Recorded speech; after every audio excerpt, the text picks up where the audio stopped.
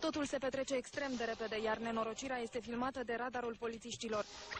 De după curbă apare Duba. Șoferul vede polițiștii și frânează brusc. Decizie proastă. Mașina îi scapă de sub control și se duce sanie într-un stâlp de electricitate pe care îl doboară. Impactul răsucește ca pe o așchie mașina grea de câteva tone. Vehiculul revine pe drum, dar se răstoarnă. Când mașina se lovește de șosea, portiera șoferului se deschide. Bărbatul care nu poartă centura este aruncat în cap pe asfalt. Un șofer care vine din sens opus și se pregătește să depășească mașina din fața lui, încremenește, abia are timp să frâneze și să evite impactul cu obstacolul apărut brusc.